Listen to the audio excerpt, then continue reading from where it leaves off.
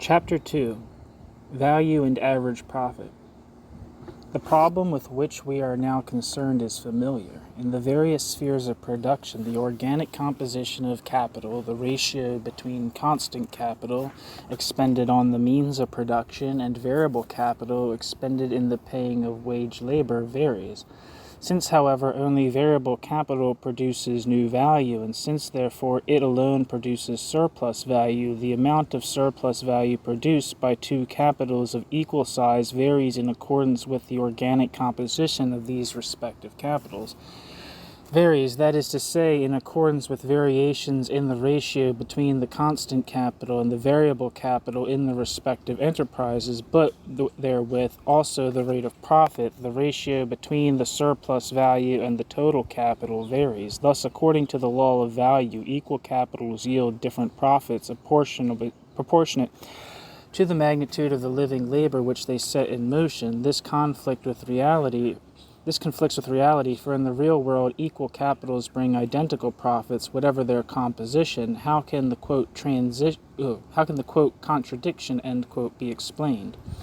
Let us first hear what Marx has to say. Quote, "The whole difficulty arises from the fact that commodities are not exchanged simply as commodities, but as products of capital, which claim equal shares of the total amount of surplus value if they are of equal magnitude, or shares proportional to their different magnitudes." End quote.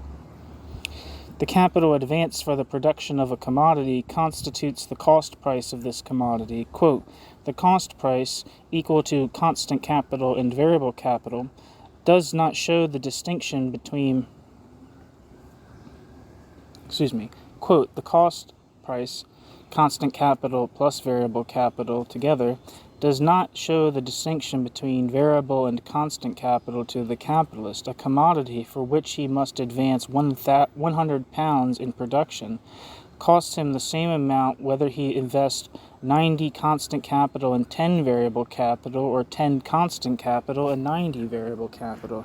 He always spends 100 pounds for it, no more, no less. The cost prices are the same for investment of the same amounts of capital in different spheres, no matter how much the produced values and surplus values may differ. The equality of cost prices is the basis for the competition of the invested capitals, by which an average rate of profit is brought about." End quote. To elucidate the working of capitalist competition, Marx presents the following table, wherein the rates of surplus value, or surplus divided by the variable capital invested, are assumed to be identical, while as regards the constant capital, varying proportions are incorporated into the product according as the wear and tear varies. So, I think I'll read this table just because it's actually fairly straightforward.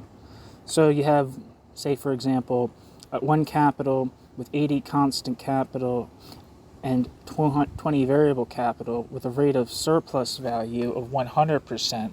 The surplus value will be 200 will be the same as the variable capital, so the surplus value will be 20. The rate of profit will be 20. Actually, I'm not going to read this. This is actually way too long. But you get the idea, right? Different value compositions if you have the same different value compositions. If you have the same rate of surplus value, you can get a very different rate of profit. So I'll use the main examples. So if you have 80 constant capital and 20 variable capital, and you have a rate of surplus value of 100%, so you have also 20 surplus value, the rate of profit on that total 100, 20, you have the 20 in addition to the 100, the rate of profit will be 20%. Whereas with another capital, where you have 95 constant capital and 5 variable capital and a rate of surplus value of 100%, you'll have a surplus value of 5 at the end of it, with a rate of profit of 5. So the point of this chart is to show that logically prior to the redistribution of the average rate of profit between capitals of an equal amount, the same rate of surplus value will yield radically different rates of profit. But I'm going to take a wild guess and say that since this can't stand, capital seeks not to just make profit, but to make maximal profit. If it is only making a profit of 5% and another capital or branch of industry or anything like that is making a much more substantial profit,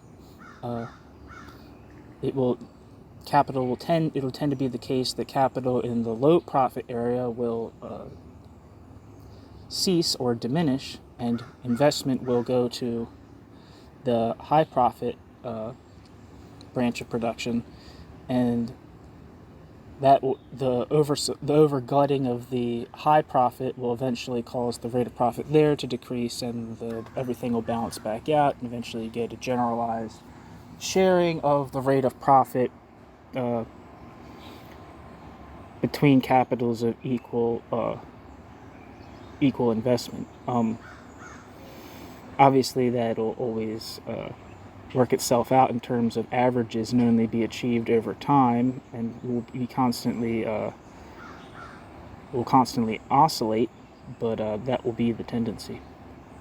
Anyway, sorry for my own little haphazard explanation of this chart, which probably would have just taken me just as much time, but I feel like I was a little more comprehensive than just reading the chart. You'd probably just roll your eyes over and kill yourself, but maybe you did while I was talking. Anyway, in this table we see 5 instances in which the total capital is identical and in which the degree of exploitation of labor is the same in every case, but the rates of profit vary widely according to the differing organic composition. Let us now look upon these capitals invested in various fields as a single capital, of which number capitals 1 to 5 merely constitute component parts, more or less analogous to the different departments of a cotton mill, which has different proportions of constant and of variable capital in its carding, preparatory, spinning, and weaving rooms, on the basis of which the average proportion of the whole factory is calculated. Then we should have a total capital of 500, a surplus value of 110, and a total value of commodities of 610. The average composition of the capital would be 500, made up of 390 constant capital and 110 variable capital, or in percentages, 78 average constant capital and 22 average variable capital. If each of the capitals of 100 were to be regarded simply as 1/5 of the total capital, the average composition of each portion would be 78 constant capital and 22 variable capital, and in like manner to each 100 of capital would be allotted a mean surplus value of 22, so that the mean rate of profit would be 22%. The commodities must then be sold as follows. I'm not going to read that chart.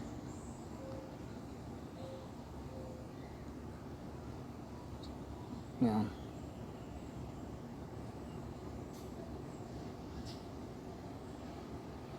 The commodities are thus sold at 2 plus 7 plus 17 equal to 26 above, and 8 plus 18 equal to 26 below their value, so that the deviations of prices from values mutually balance one another by uniform distribution of the surplus value, or by the addition of the average rate of profit of 22% of advanced capital to the respective cost prices of the commodities of capitals 1 to 5. One portion of the commodity is sold in the same proportion above in which the other is sold below value. Only the sale of the commodities at such prices renders it possible that the rate of profit for all 5 capitals shall uniformly be 22%, without regard to the organic composition of these capitals. Quote, since the capitals invested in the various lines of production are of a different organic composition, And since the different percentages of the variable portions of these total capitals set in motion very different quantities of labor, it follows that these capitals appropriate very different quantities of surplus labor, or produce very different quantities of surplus labor. Consequently, the rates of profit prevailing in the various lines of production are originally very different. These different rates of profit are equalized by means of competition into a general rate of profit, which is the average of all these special rates of profit. The profit allotted according to this average rate of profit to any capital, whatever may be its organic composition, is called the average profit. The price of any commodity which is equal to its cost price plus that share of average profit on the total capital invested, not merely consumed, in its production which is allotted to it in production to its conditions of turnover is called its price of production. While the capitalists in the various spheres of production recover the value of the capital consumed in the production of their commodities through the sale of these, they do not secure the surplus value and consequently the profit created in their own sphere by the production of these commodities, but only as much surplus value and profit as falls to the share of every aliquot part of the total social capital out of the total social surplus value, or social profit produced by the total capital of society in all spheres of production. Every 100 of any invested capital, whatever may be its organic composition, draws as much profit during 1 year or any other period of time as falls to the share of every 100 of the total social capital during the same period. The various capitalists, so far as profits are concerned, are so many stockholders in a stock company in which the shares of profit are uniformly divided for every 100 shares of capital, so that profits differ in the case of the individual capitalists only according to the amount of capital invested by each one of them in the social enterprise, according to his investment in social production as a whole, according to his shares." End quote. The average profit is nothing other than the profit on the average social capital. Its total, like the total of surplus values and like the prices determined by the addition of this average profit to the cost prices, are nothing other than the values transformed into prices of production. In the simple production of commodities, values are the center of gravity around which prices fluctuate. But, quote, under capitalist production, it is not a question of merely throwing a certain mass of values into circulation and exchanging that mass for equal values in some other form, whether of money or other commodities, but it is also a question of advancing capital in production and realizing on that capital as much surplus value or profit in proportion to its magnitude as any other capital of the same or of other magnitudes in whatever line of production. It is a question, then, of selling the commodities at least at prices which yield the average profit, in other words, at prices of production.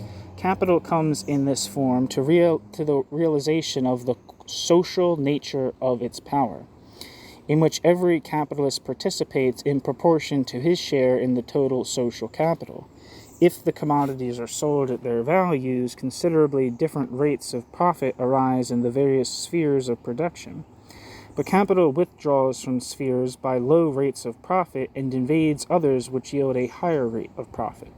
By means of this incessant emigration and immigration, in a word, by its distribution among the various spheres in response to a rise in the rate of profit here and its fall there, it brings about such a proportion of supply to demand that the average profit in the various spheres of production becomes the same, so that values are converted into prices of production. End quote.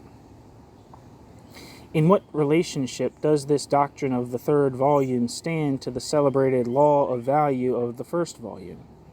In Böhm-Bawerk's opinion, the third volume of Capital manifestly contains the statement of an actual and irreconcilable contradiction to the law of value,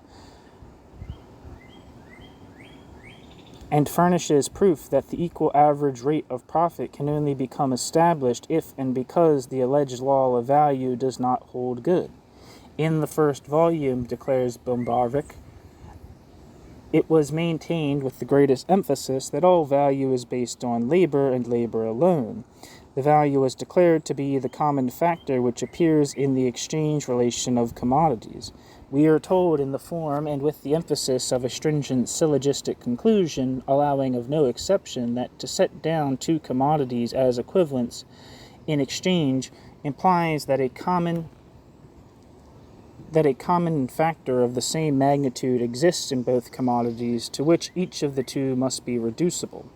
Apart, therefore, from temporary and occasional deviations, which are merely apparent breaches of the law of exchange of commodities, commodities which embody the same amount of labor must, on principle, in the long run, exchange for each other.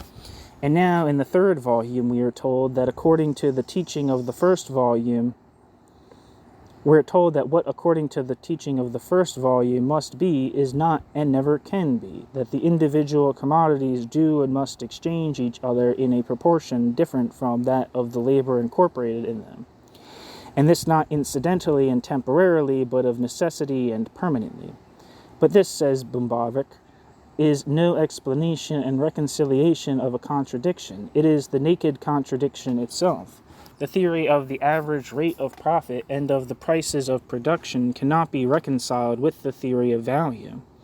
Marx must himself have foreseen that this reproach would be made, and to this provision is evidently due an anticipatory self-defense which is not in form, yet in point of fact, is found in the Marxist system. He tries by a number of observations to render plausible the view that in spite of exchange relations being directly governed by prices of production which differ from the values, all is nevertheless moving within the framework of the law of value, and that this law, in the last resort at least, governs prices. On this subject, however, Marx does not make use of his customary method, a formal circumscribed demonstration, but gives only a number of juxtaposed casual remarks containing diverse arguments which are summed up by Böhm-Bawerk under four heads. Before we consider these, quote, arguments and the counter-arguments of Böhm-Bawerk, it is necessary to say a word or two concerning the, quote, contradiction, end quote, or the, quote, withdrawal, end quote, which Marx is supposed to have perpetuated in the third volume. As regards the alleged withdrawal, those who use this term have forgotten that the first volume was not published until the 10th chapter of the third volume, which forms the bone of contention, had already been composed. Told you guys. For the draft of the last two books of Capital was composed by Marx during the years 1863 to 7, and from a note by Engels, we learn that the 10th chapter of the third volume, the one containing the solution of the riddle, was written in 1865, which is 2 years before Capital Volume 1 was published. To speak of a withdrawal in this connection is tantamount to saying that Marx, in order to remain at a definite point, first moved a mile forward and then a mile backward. Such is, nevertheless, the view which the vulgar economists have formed of the essence of the dialectic method, because they never see the process but only the completed result, so that the method always seems to them a mystical, quote, hocus pocus, end quote. Nor is there any better justification for the accusation of contradiction than for the accusation of withdrawal. In Böhm-Bawerk's work, the contradiction is found in this, that according to the first volume, only commodities embodying equivalent amounts of labor are exchanged for each for the other, whereas in the third volume we are told that the individual commodities are exchanged only one for another in ratios which do not correspond to the ratios between the amounts of labor respectively incorporated in those commodities. Who denies it? If Marx had really maintained that, apart from irregular oscillations, commodities could only be exchanged one for another because equivalent quantities of labor are incorporated in them, or only in the ratios corresponding to the amounts of labor incorporated in them, Böhm-Bawerk would be perfectly right. But in the first volume, Marx is only discussing exchange relations as they manifest themselves when commodities are exchanged for their values. Solely on this supposition do the commodities embody equivalent quantities of labor, but exchanged for their values is not a condition of exchange in general, even though under certain specific historical conditions, exchange for corresponding values is indispensable if these historical conditions are to be perpetually reproduced by the mechanism of social life. Under changed historical conditions, modifications of exchange ensue, and the only question is whether these modifications are to be regarded as taking place according to law, and whether they can be represented as modifications of the law of value. If this be so, the law of value, though in modified form, continues to control exchange and the course of prices. All that is necessary is that we should understand the course of prices to be a modification of the pre-existing course of prices, which was under direct control of the law of value. Böhm-Bawerk's mistake is that he confuses value with price, being led into this confusion by his own theory. Only if value, disregarding chance deviations, which may be neglected because they are mutually compensatory, were identical with price, would a permanent deviation of the prices of individual commodities from their values be a contradiction to the law of value. In the first volume, Marx already refers to the divergence of values from prices. Thus he asks, quote, "How can we account for the origin of capital on the supposition that prices are regulated by the average price, that is, ultimately by the value of the commodities?" End quote.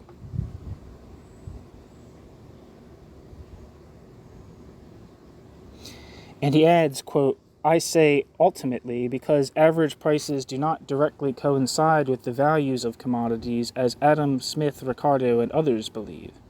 End quote. Marx, Capital, Volume 1. Again, quote, "We have assumed that prices equal values. We shall, however, see in Volume 3 that even in the case of average prices, the assumption cannot be made in this very simple manner." End quote. We thus see that the Marxist law of value is not cancelled by the data of the third volume, but is merely modified in a definite way. We shall make closer acquaintance with these modifications and grasp their significance better after we have further considered the course of Böhm-Bawerk's exposition. The first, quote, argument, end quote, adduced by Marx in favor of his view is summarized by Böhm-Bawerk as follows. Quote, oh no, that's not a quote. It's just a paraphrase, I think. "Even if the separate commodities are being sold either above or below their values, these reciprocal fluctuations cancel each other out, and in the community itself, taking into account all the branches of production, the total of the prices of production of the commodities produced still remain equal to the sum of their values." The first thing that strikes us here, and the observation may be repeated with regard to all that follows, is that Böhm-Bawerk denotes as a, quote, argument, end quote, that which for Marx was no more than a logical deduction from his premises. It is then, of course, easy to demonstrate that what Marx says does not amount to an argument. Böhm-Bawerk tells us that it is admitted by Marx that individual commodities do not exchange. I guess I should reread that because the individual is italicized. Böhm-Bawerk tells us that it is admitted by Marx that individual commodities do not exchange for one another at their values. Stress is laid on the fact that these individual deviations compensate or cancel each other. How much of the law of value is left, asks Böhm-Bawerk. The object of the law of value is to elucidate the actual exchange relations of commodities. We wish to know, for instance, why a coat should be worth as much in exchange as 20 yards of linen.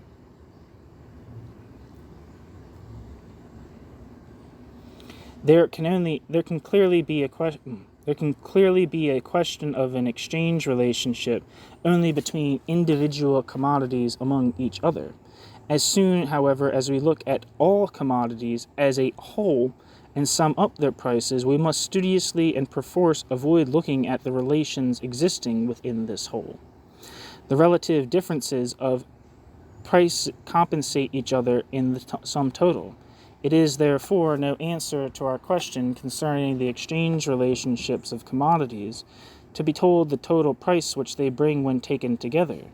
The state of the case is this. To the question of the problem of value, the Marxists first reply with their law of value, telling us that commodities exchange in proportion to the labor time embodied in them. They then revoke this answer as far as it concerns the domain of the exchange of individual commodities, the one domain in which the problem has any meaning, while they maintain it in full force only for the aggregate national product, for a domain, therefore, in which the problem, being without object, cannot properly be put at all. As an answer to the strict question of the problem of value, the law of value is avowedly contradicted by the facts, and in the only application in which it is not contradicted by them, it is no longer an answer to the question which demanded a solution. It is no answer at all, it is mere tautology. When one penetrates the disguises due to the use of money, commodities do eventually exchange for commodities. The aggregate of commodities is thus identical with the aggregate of the prices paid for them, or the price of the entire national product is nothing else than the national product itself. In these circumstances, therefore, it is quite true that the total price paid for the entire national product coincides precisely with the total amount of value or labor crystallized therein. But this tautological utterance denotes no increase of true knowledge, neither does it prove the correctness of the law that commodities exchange in proportion to the labor embodied in them. Thus, Böhm-Bawerk. The entire train of reasoning is utterly beside the point. Marx is inquiring about the total value, and his critic complains because he is not inquiring about the value of the individual commodity. Böhm-Bawerk fails to see what Marx is aiming at in this demonstration. It is important to show that the sum total of the prices of production is identical with the sum total of the values, because thereby, first of all, it is shown that the total price of production cannot be greater than the total value, but in as much as the process of production of value is effected solely within the sphere of production, this signifies that all profit originates from production and not from circulation, not from any addition to the finished product subsequently effected by the capitalist. Secondly, we learn that since the total price is equal to the total value, the total profit cannot be anything else than the total surplus value. The total profit is thereby quantitatively determined, and solely on the basis of this determination does it become possible to calculate the magnitude of the rate of profit.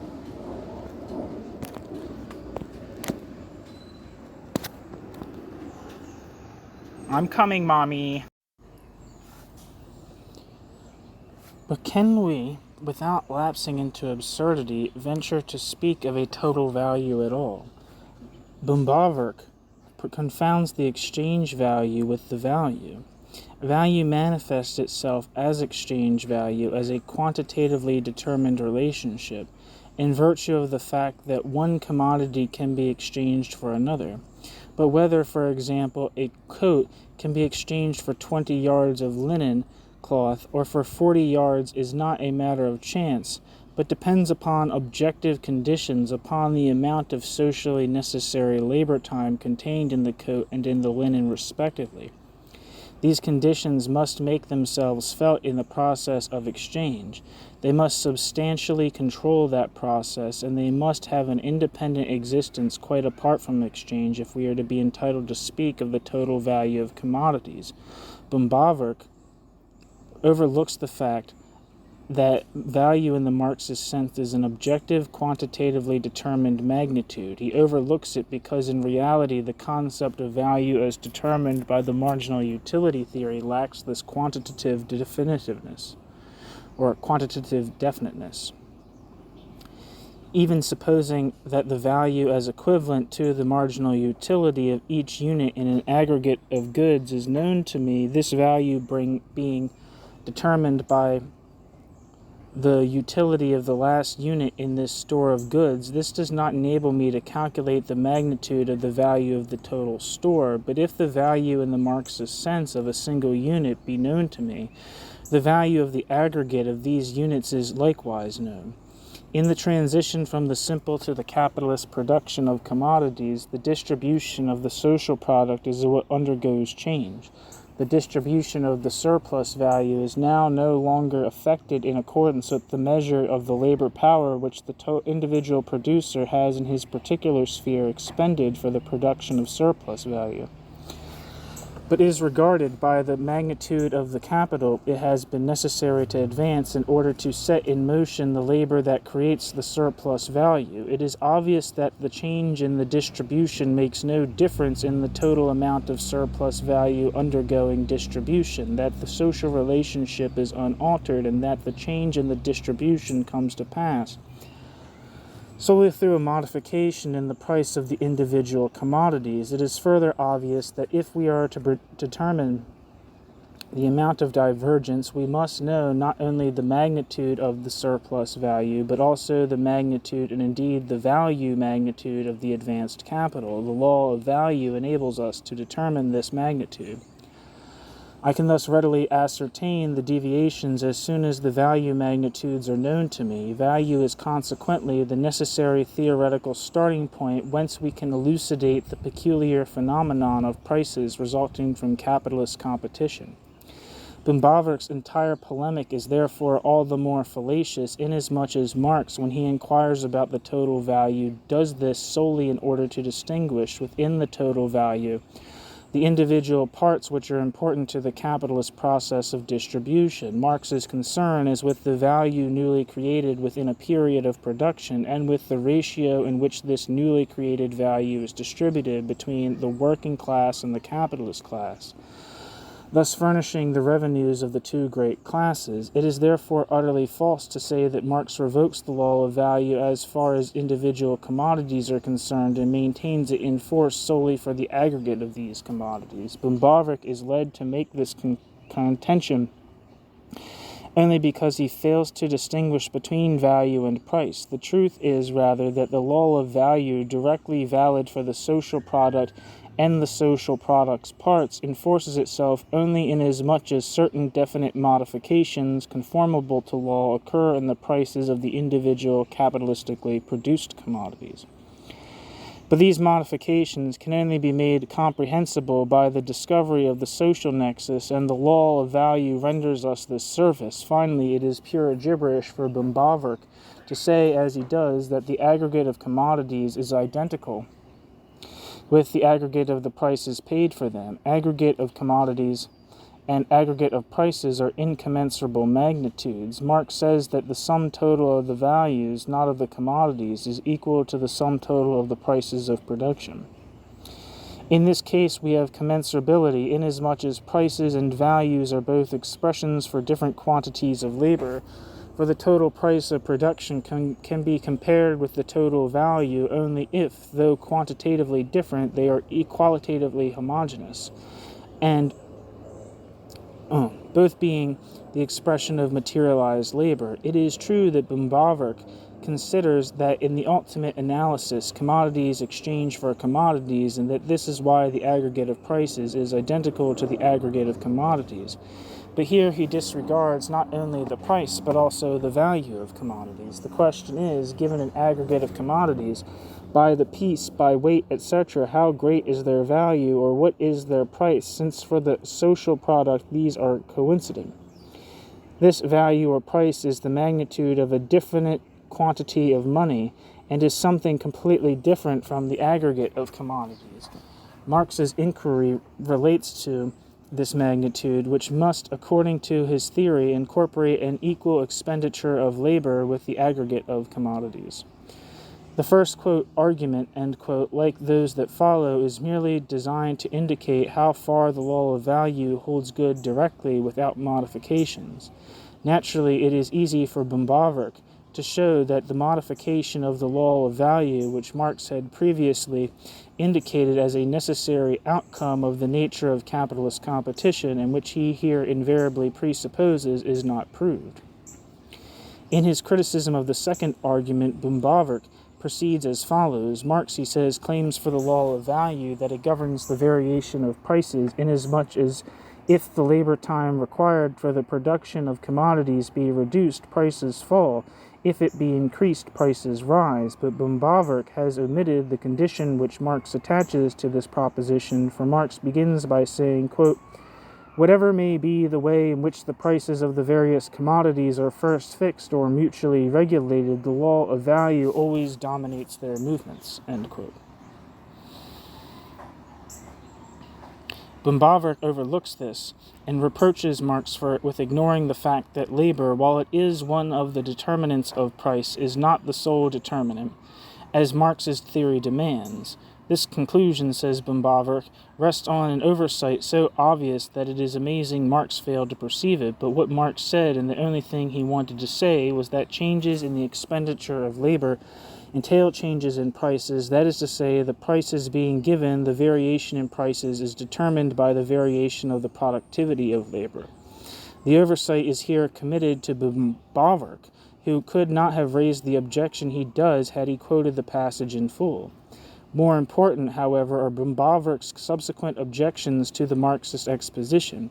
Marx conceives the transformation of value into price of production as a historical process, which is summarized by Böhm-Bawerk as the, quote, third argument, end quote, in the following terms. Quote, the law of value, Marx affirms, governs with undiminished authority the exchange of commodities in certain primary stages in which the change of values into prices of production has not yet been accomplished, end quote.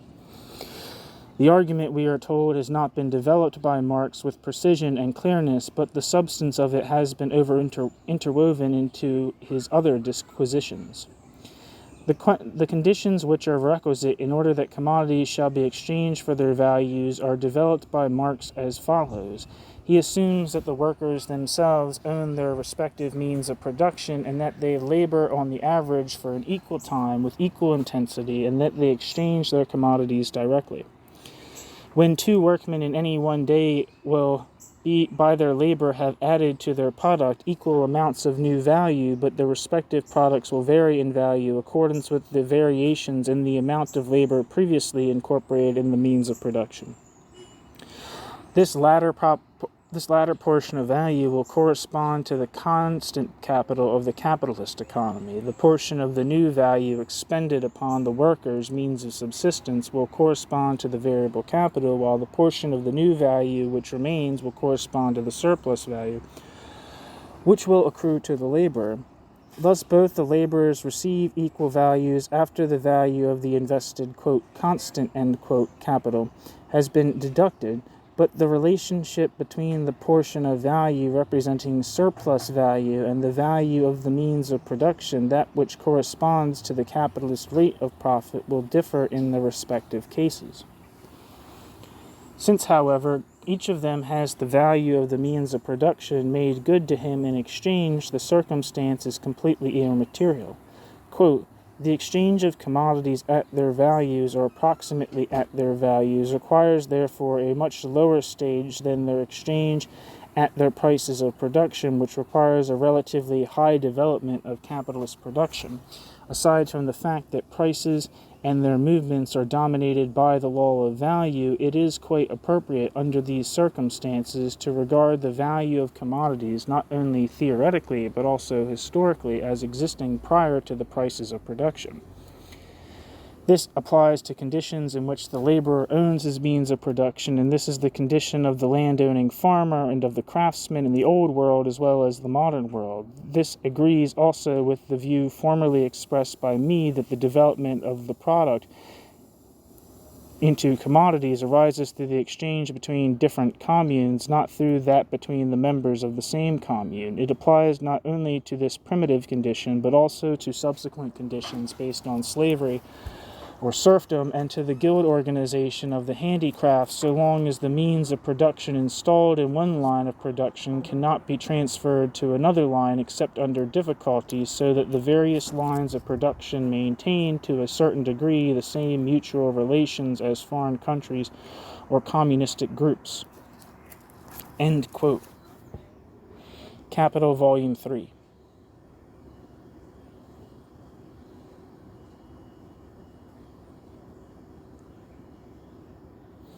Against this reasoning, Böhm-Bawerk tells us, quote, the gravest doubts arise whether we regard it from within or without, end quote.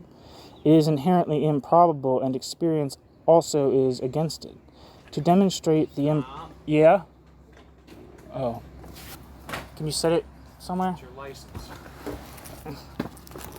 Get laws, some papers out there. It feels like something rigid in there. I guess that's what it is. They send you a new card and everything? Yeah, I guess so. Just had it so easy. Yep. You don't have the joy of actually going to the office.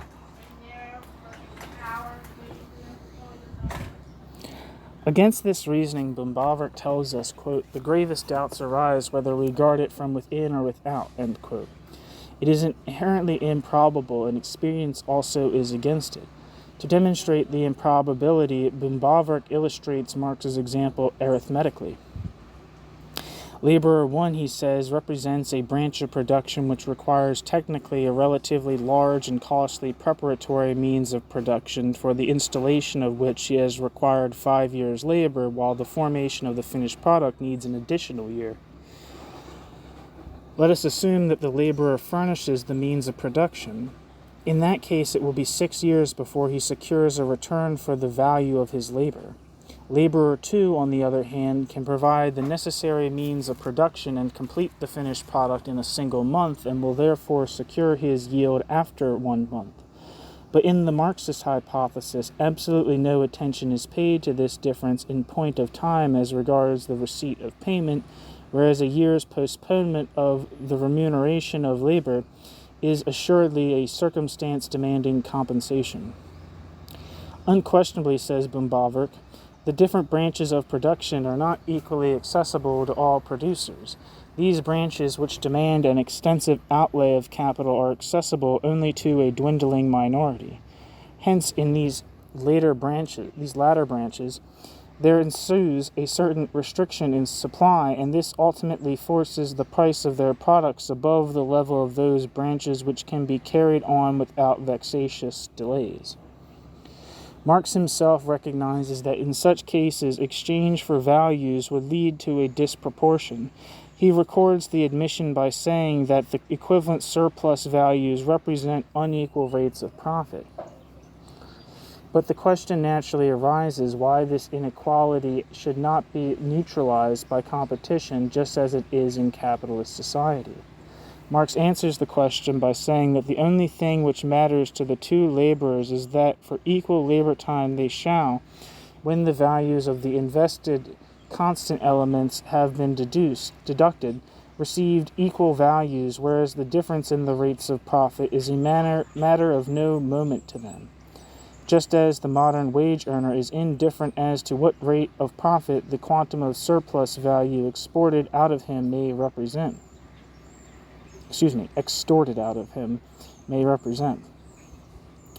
But the comparison is fallacious, for says Böhm-Bawerk, the laborers of our day do not receive the surplus value, whereas in the supposed case the two laborers do receive it. It is therefore not an indifferent matter whether it be allotted to them by one measure or by another, by the measure of the work done or by the measure of the invested means of production. Consequently, the inequality in the rates of profit cannot depend on the fact that the magnitude of the rate of profit is of no moment to the persons concerned. These last sentences are a salient example of Böhm-Bawerk's polemic method.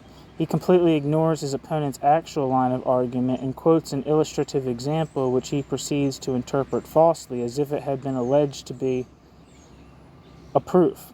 He then triumphantly announces that an example is not a proof.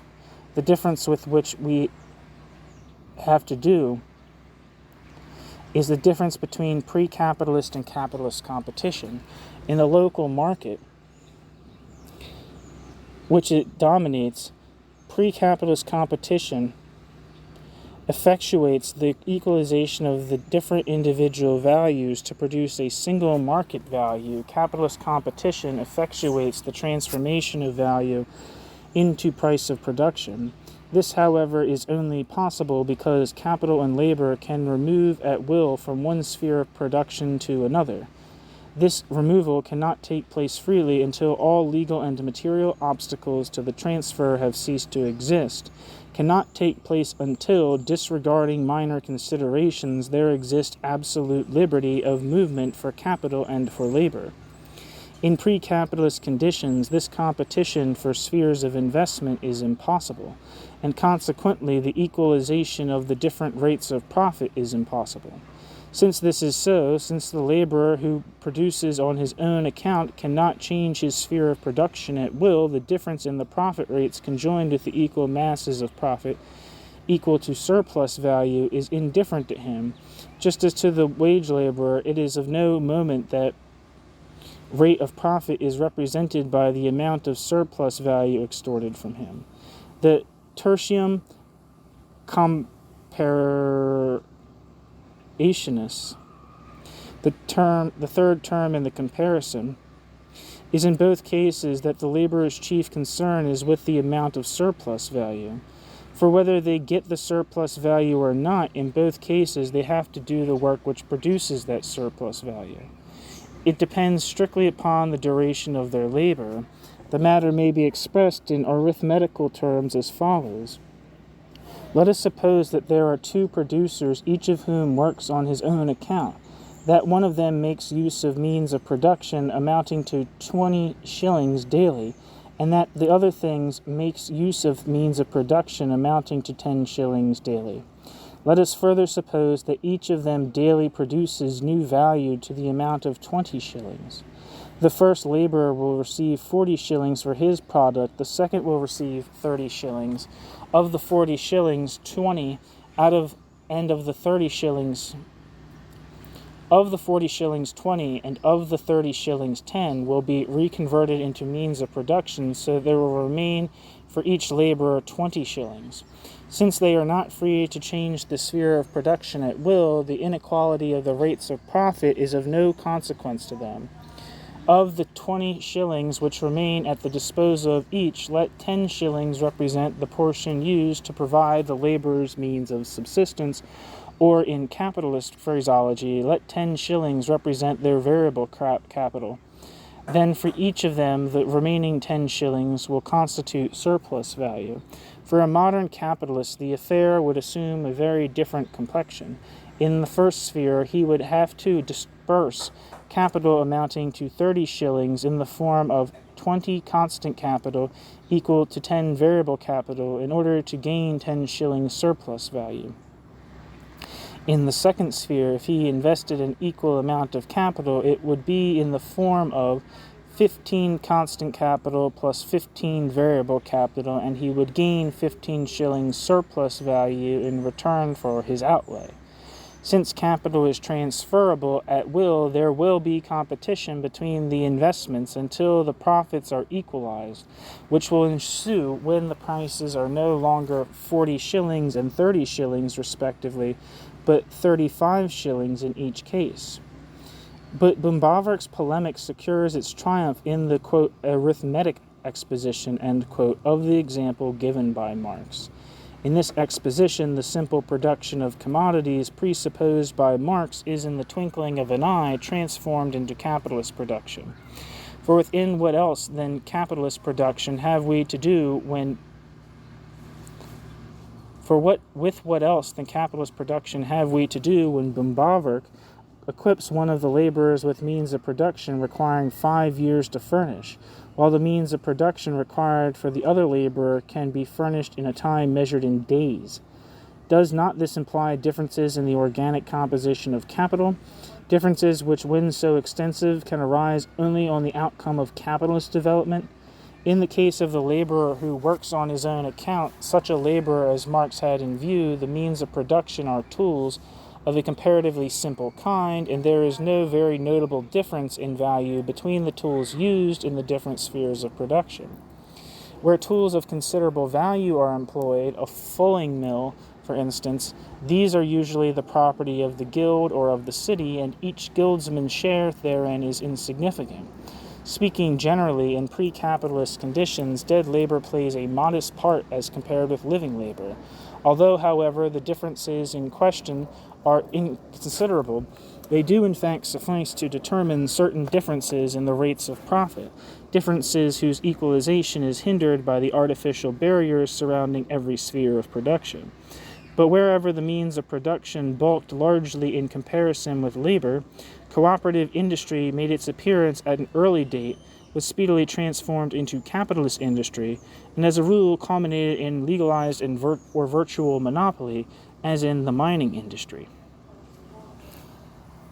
Marx further assumes that the laborers in his illustration mutually exchange their respective products.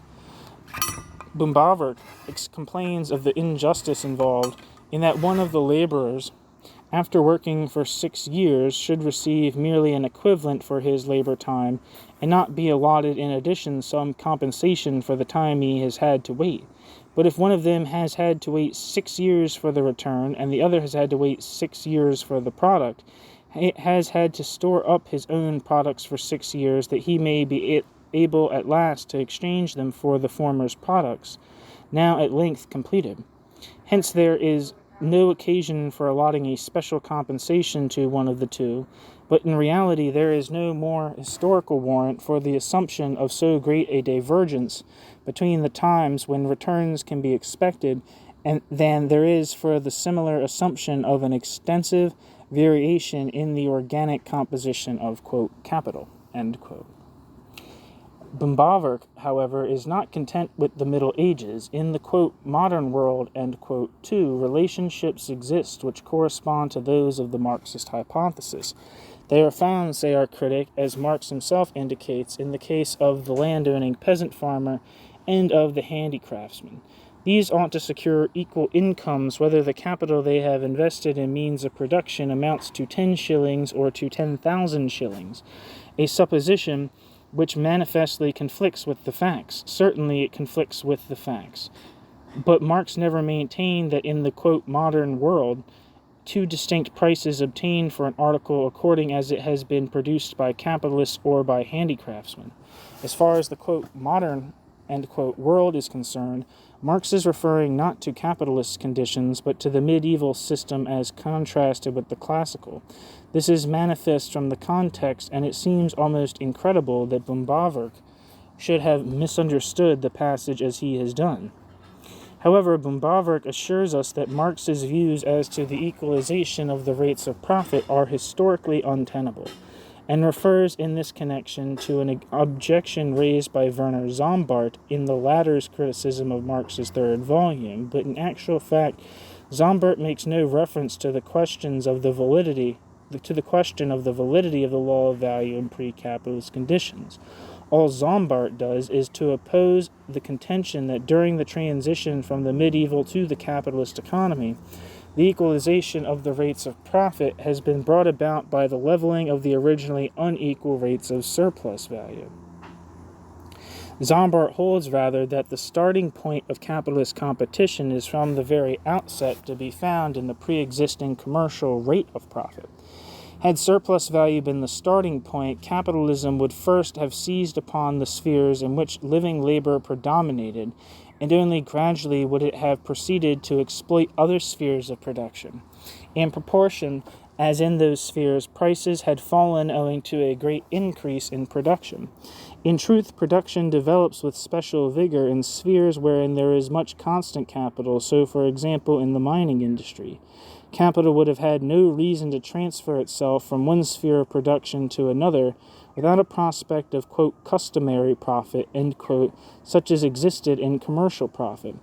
But continues Sombart, the error can be shown in yet another way if at the outset of capitalist production exorbitant profits had been obtained in spheres where variable capital preponderated. This would imply that all at once capital had made use as wage earners of those who had hitherto been independent producers, had employed them at half the amount which they had previously earned for themselves, and had pocketed all the difference realizable by the sale of the commodities at prices corresponding to their values. In actual fact, says Sombart, capitalist production began with the exploitation of the declassed individuals, and in spheres of production, some of which were completely new creations. Unquestionably, therefore, capitalist production started from the fixing of prices directly in relation to the amount of capital invested.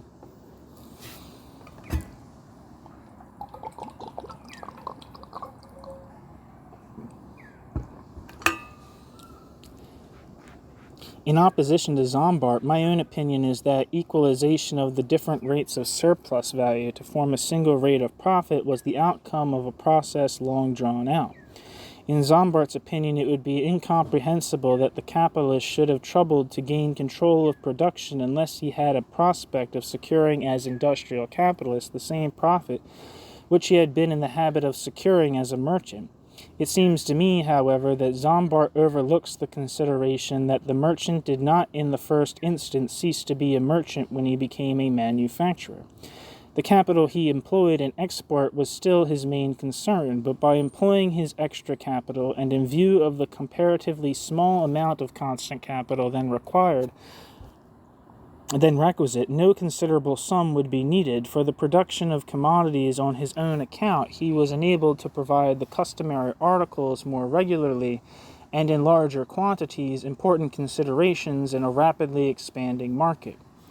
In the second place, inasmuch as he appropriated part of the surplus value produced by the handicraftsman he transferred to the new industry, he realized an extra profit. Even if the profit rate he could secure on the capital invested in industry was lower than that obtainable on his commercial capital, nevertheless the total rate of profit was henceforth greater. However, a rapid increase in his industrial profit rate occurred when, through the utilization of new technical methods, the association of labor and factory production, he was enabled to produce articles more cheaply than his competitors, who were still satisfying their demand with commodities produced by independent handicraftsmen. Competition then forced his rivals to adopt the new method of production and to disregard the products of the handicraftsman's labor. With the further progress of capitalism, when production no longer took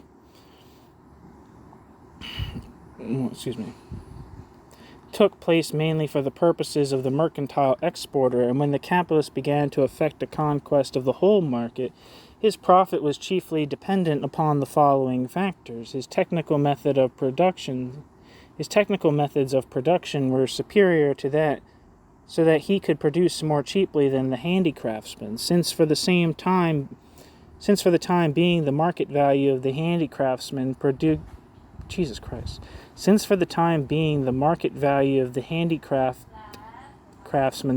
products determined prices, the capitalist was able to realize extra surplus value or extra profit, which was greater in proportion as his technical superiority was more marked. For the most part, through special legal privileges, the exploitation of superior technical methods was a monopoly of individual capitalists. Not until the days of monopoly were over, not until the restrictions upon the transferability of capital had been abolished, not until the shackles of the laborer had been removed, was the equalization of the varying rates of profit, originally so divergent, rendered possible. First of all, by the supplanting of handicraftsmanship and by the increase of competition within the sphere of capitalist production, the extra profit realized by capital was reduced, and subsequently freedom of transference from one sphere of production to another effectuated the equalization of profit to become average profit. The expansion of the market created a need for enhanced and more regular supply, and this in turn impels commercial capital to acquire control of production as well.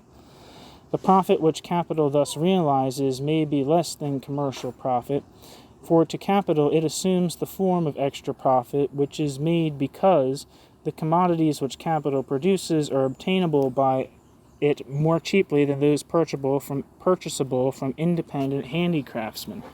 In the further course of economic evolution, the extra profit made with the aid of superior technical equipment by the capitalist who is competing with the handicraftsman for the home market becomes the motive force for the exclusive seizure of a sphere of production by capital. The organic composition of capital plays here a minor part, and in any case, as far as capitalist conditions are concerned, Böhm-Bawerk and Zombart overestimate the extent of differences in the organic composition of capital. Only where, as a matter of actual fact, the means of production bulk large in importance, as in the case in the mining industry, does the great preponderance of constant capital become a reason for capitalization, for which cooperation constitutes a preliminary stage. For the most part, such industries are likewise monopolies, the yield of which has to be dealt with by special laws. As soon, however, as capitalist competition has definitively established the equal rate of profit, that rate becomes the starting point for the calculation of the capitalist in the investment of capital in newly created branches of production. The prices here fluctuate on either side of that price of production, whose attainment makes the particular branch of production appear profitable. At the same time, the capitalist goes halfway to meet competition, for he himself accepts average profit as a regulative principle, and the sole effect of competition is to prevent his deviating from the norm and from securing an above-average profit for any considerable period. It is obvious, moreover, that the formation of price in capitalist society must differ from the formation of price in social conditions based upon the simple production of commodities. We shall now pursue our examination of the exchange in the character of the formation of price by considering the, quote, fourth argument. Böhm-Bawerk tells us that, according to Marx, in a complex economic system, the law of value regulates the prices of production, at least indirectly and in the last resort, since the total value of the commodities determined by the law of value determines the total surplus value, while this last regulates the total surplus value regulates the amount of the average profit and therefore the general rate of profit. Capital Volume 3. The average profit determines the price of production. In the sense of the Marxist doctrine, says Böhm-Bawerk, this is correct, but the statement is incomplete, and our critic attempts to, quote, complete it as follows. The price of production is equal to cost price plus average profit. The cost price of the means of production consists, again, of two components. First, the outlay on wages, and secondly, the outlay upon means of production whose values have already been transformed into prices of production. If we continue this analysis, we come at last, as does Adam Smith in his, quote, natural price, end quote, with which indeed Marx expressly identifies his price of production, to resolve the price of production into two components or determinants. 1. The sum total of the wages paid during the different stages of production, which taken together represents the actual cost price of the commodities. And 2. The sum total of profits calculated in all these disbursements upon wages. Consequently, one determinant of the price of a commodity is the average profit incidental to its production. Of the other determinant is the wages paid. Marx repeats no further in this passage. But it is evident, says Böhm-Bawerk, that the total expended outlay upon wages is a product of the quantity of labor employed multiplied by the average rate of wages.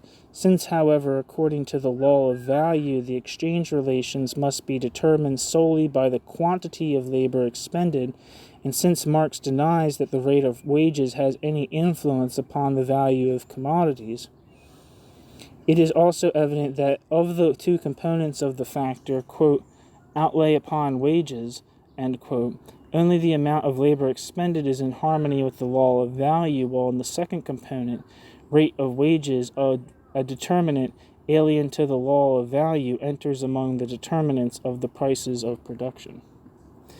It is almost incredible the way in which Böhm-Bawerk deduces as a self-evident inference from Marx's train of thought the very conclusion which Marx has in so many words stigmatized as a gross fallacy. Let Marx speak for himself. Quote, the value of the annual product in commodities, just like the value of the commodities produced by some particular investment of capital, and like the value of any individual commodity, resolves itself into two parts. Part A, which replaces the value of the advanced constant capital, and Part B, which presents itself in the form of revenue as wages, profit, and rent. This last part of value B stands in opposition to Part A to the extent that this Part A, under otherwise equal circumstances, in the first place never assumes the form of revenue, and in the second place always flows back in the form of capital, and of constant capital at that. The other portion B, however, carries within itself an antagonism. Profit and rent have this in common with wages, that all three of them are forms of revenue. Nevertheless, they differ essentially from each other in that profit and rent are surplus value, unpaid labor, whereas wages are paid labor, end quote. In that he reproduces as Marx's opinion the quote incredible error in analysis which permeates the whole political economy since Adam Smith, end quote, Böhm-Bawerk makes a double mistake. First of all, he ignores constant capital. Apart from all else, this is least permissible in a place in which we have to do with the transformation of value into price of production. For what is decisive for this transformation is the organic composition of the capital, that is to say, the ratio between the constant and the variable capital. To disregard the constant capital in this case is to disregard the most essential point, is to render it quite impossible to understand the formation of the price of production. Yet graver perhaps is the second mistake, inasmuch as Böhm-Bawerk, in common with Adam Smith, makes variable capital and surplus value, quote, component parts, end quote, and he puts it more stringently, quote, determinants, end quote, of value, he perverts Marx's doctrine into its precise opposite. For Marx, value is the prius, the thing given, while variable capital and surplus value are no more than parts whose magnitude is limited by the new value added to the dead labor, constant capital, and determined in accordance with the quantity of labor. How much of this new value, which can be resolved into variable capital plus surplus variable, but does not originate from them, can be assigned to variable, and how much to surplus value is determined by the value of labor power, which is equal to the value of the means of subsistence necessary for its maintenance, the balance remaining available for surplus value. Böhm-Bawerk is still entangled in the capitalist illusion in accordance with which the cost price is regarded as a constitutive factor of the value or of the price. Precisely because he ignores constant capital, Böhm-Bawerk makes it utterly impossible for him to gain insight into the process of the formation of value. He does not see that in the product the portion of the cost price which represents constant capital appears reproduced with its value unchanged. It is otherwise with the portion represented by variable capital. The value of the variable capital presents itself in the form of the means of subsistence consumed by the laborer. The value of these means of subsistence is annihilated in the process of consumption. But the new value produced by the laborers belongs to the capitalist. A portion of this new value is reinvested by him in variable capital, and seems to him to replace this again and again, just as another portion of the value which flows back to him replaces the constant capital whose value is actually transferred to the product. The distinction between constant capital and variable capital is thereby obliterated, and the process of the formation of value is enveloped in mystery. Labor no longer manifests itself as the source of value, for value appears to be constituted out of the cost price plus an excess over cost price coming no matter whence. Thus the, quote, price of labor, end quote, seems to be the cause of the price of the product. So that ultimately the whole analysis resolves itself into the circular explanation of price by price. Instead of conceiving of value as a magnitude which, in accordance with definite laws, undergoes subdivision into two portions, one of which replaces the constant capital, while the other becomes revenue, variable capital plus surplus value. Revenue itself is made a constituent of price, and the constant capital is forgotten. Thus Marx expressly insists that, quote, it would be a mistake to say that the value of wages, the rate of profit, and the rate of rent form independent constituent elements of value whose composition gives rise to the value of commodities, leaving aside the constant part. In other words, it would be a mistake to say that they are constituent elements of the value of commodities or of the price of production, end quote.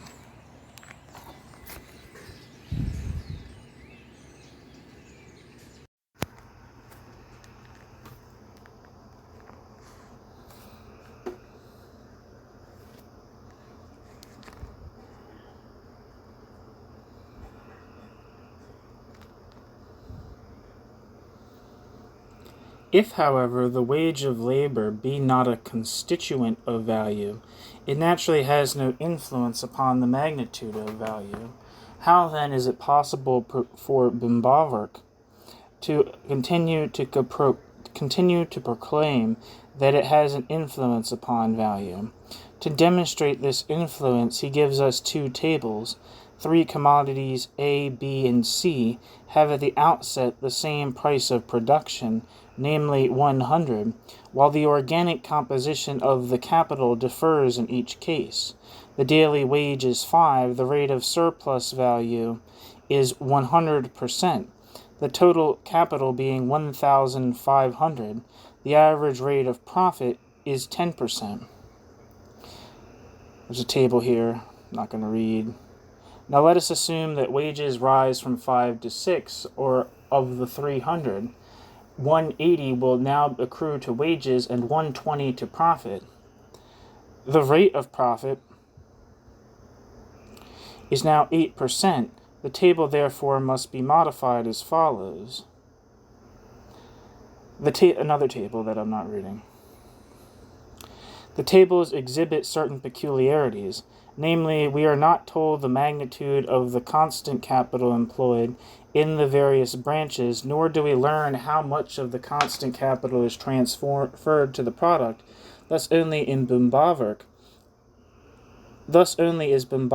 enabled to draw the conclusion that although a notable constant capital is employed, it nowhere reappears in the product, and the prices of production are identical. Still less are we able to understand how it happens that higher wages can be paid with the same capital. It is true that these errors make little difference to the final results, for Böhm-Bawerk does in a sense allow for the organic composition, inasmuch as he calculates the profit upon varying outlays of capital, and his second survey alters only the absolute figures, not the relative ones, for the rate of profit undergoes a greater fall than Böhm-Bawerk declares, seeing that the total capital is increased. But the failure to take the constant capital into account renders it impossible to secure an insight into the actual process. If we correct Böhm-Bawerk's tables, they read as follows. Not reading that. To avoid complicating the calculation needlessly, we have assumed that constant capital is entirely used up. If the wage now rises from 5 to 6, the total capital is increased from 1,500 to 1,530.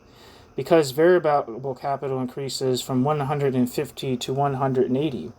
The surplus value is reduced to 120, the rate of surplus value to 66.6%, and the rate of profit to approximately 7.8%.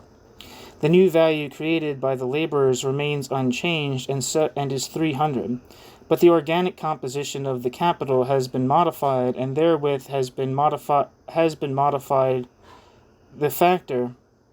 But the organic composition of the capital has been modified, and therewith has been modified the factor that is decisive in the transformation of value into price of production. The table shows that, quote, effects of general fluctuations of wages on prices of production, end quote. Volume 3, Chapter 11. We obtain the following laws. 1. As far as capital of average composition is concerned, the price of production of the commodities undergoes no change. As far as capital of lower composition is concerned, the price of production of the commodities rises, but not proportionally to the fall in profits. 3. As far as capital of higher composition is concerned, the price of production falls, but not as much as the profit. What are we to deduce from this? If we are to believe Böhm-Bawerk, it appears that a rise in wages, the quantity of labor remaining unchanged, brings about a material alteration in the originally equal prices of production. This alteration can be ascribed in part only to that change in the rate of profit, not wholly, of course, seeing that, for example, the price of production of commodity C has risen, notwithstanding the fall in the rate of profit. This puts it beyond doubt that in the magnitude of wages we have to do with a price determinant whose efficacy is not exhausted in the influencing of the magnitude of the profit, but which rather exercises a direct influence of its own. Böhm-Bawerk therefore believes that he has good reason for undertaking an independent examination of this link in the chain of determinants of price which Marx has passed over. Marx has a special chapter on the subject. We have already seen that this, quote, independence, end quote, is pushed so far as to represent Marx as saying the opposite of what he really thought. We now see how far Böhm-Bawerk's independence transcends the rules of logic. The same change in wages affects in the first case no change in the price. In the second case it causes a rise. In the third case it causes a fall in the price. And this is what he calls having a, quote, direct influence of its own, end quote, on price. In fact, however, the tables show clearly that wages can neither constitute components nor determinants of price. For were it otherwise, an increase in these components must raise price, and a decrease in these components must lower price. Nor can average profit constitute a magnitude independently influencing price. For if such an influence existed, whenever the profit falls, the price must also fall. But by ignoring the constant portion of capital, and by thus leaving out of consideration the organic composition of capital, Böhm-Bawerk deprives himself of the possibility of explaining the process. Speaking generally, we cannot gain an insight into the entire process from the standpoint of the individual capital, but this is the outlook to which we are restricted when we conceive the wage of labor to be an independent component of price. From this outlook, it is impossible to understand how the capitalist can fail to be indemnified in the price for an increase in wages for a greater outlay of capital. Nothing but the social relationships whose essence is disclosed by the law of value suffices to explain how the same cause, an increase in wages, can exercise so divergent an effect upon the individual capitals, the effect varying as the ratio varies in which they respectively participate in the surplus value creating process of the social capital. Their participation in the social surplus value creating process is, however, indicated by their organic composition. But the changed relationship between the capitals consists in this, that their share in the production of the total surplus value has been altered. The surplus value has diminished, but the respective capitals have contributed in varying manners to this diminution, according to variations in the magnitude of the labor they have respectively set in motion. Since, however, the reduced surplus value is to be distributed among them in like manner, the modification of their respective parts in the production of surplus value must find expression in a modification of the prices. The capitals, therefore, must not be regarded individually as Böhm-Bawerk regards them, but must be apprehended in their social interconnections as parts, that is to say, of social capital. But the part they respectively play in the creation of the total value of the social product is only to be recognized by a knowledge of their organic composition, by a knowledge of the relationship in which the dead labor, whose value is merely transferred, stands to the living labor which creates new value and of which the variable capital is the index. To disregard this organic composition is tantamount to disregarding the social relationships of the individual capital. This renders it equally impossible to understand the process whereby value is transformed into price of production, and to understand the laws which regulate variations in the price of production, laws different from those which regulate variations in value, but always traceable in the ultimate analysis to variations in the relationships of value. Quote, seeing that the price of production in the second illustration rises, while it falls in the third, it is evident from these opposite effects brought about by a fall in the rate of surplus value or by a general rise of wages that there is no prospect of any compensation in the price for the rise in wages, since the fall of the price of production in capital 3 cannot very well compensate the capitalist for the fall in the profit, and since the rise in the price in capital 2 does not prevent a fall in profit. On the contrary, in either case, whether the price rises or falls, the profit remains the same as that of the average capital whose price remains unchanged. It follows from this that if the price did not rise in 2 and fall in 3, 2 would have to sell below and 3 above the new recently reduced average profit. It is quite evident that a rise of wages must affect a capitalist who has invested 1/10 of his capital in wages differently from a capitalist who has invested 1/4 or 1/2 in wages, according to whether 50, 25, or 10% of capital are advanced as for wages.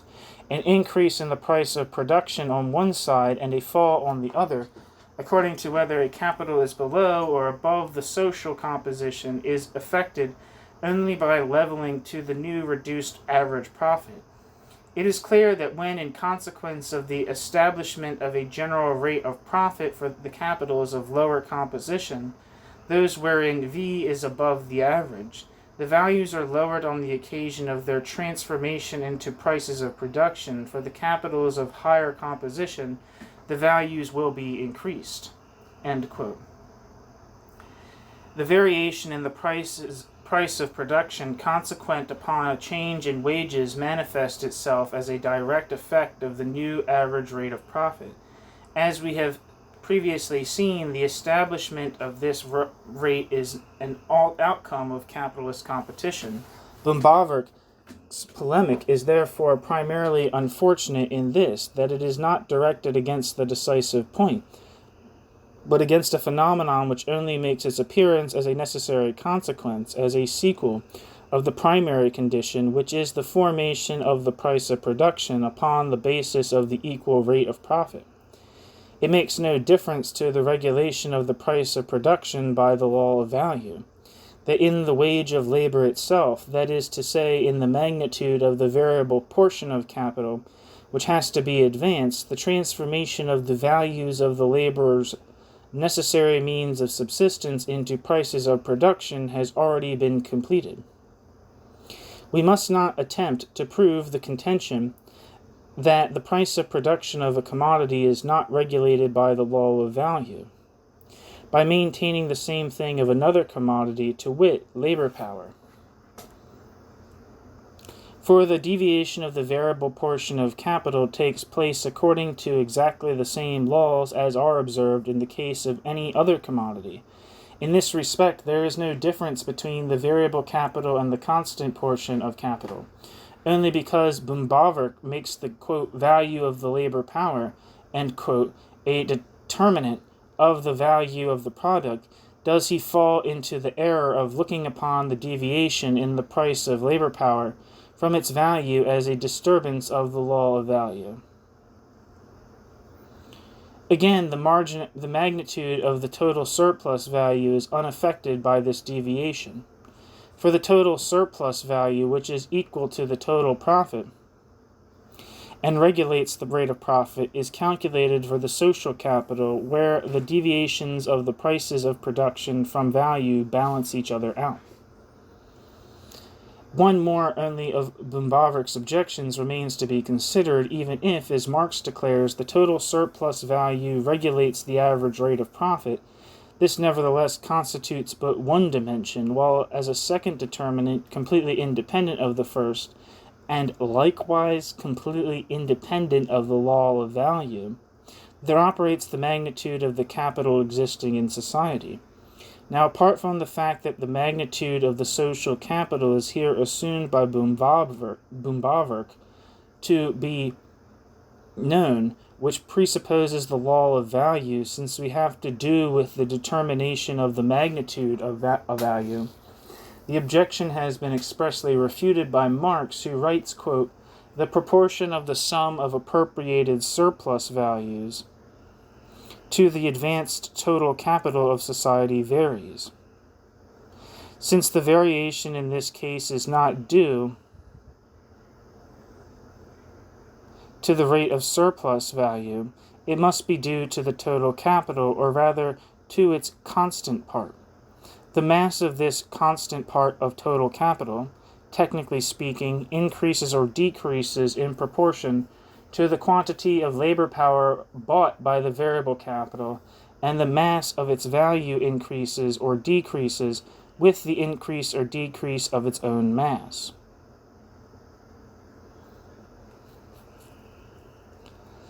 Its mass of value then increases or decreases likewise in proportion to the mass of the values of the variable capital. If the same labor sets more constant capital in motion, labor has become more productive. If less productive.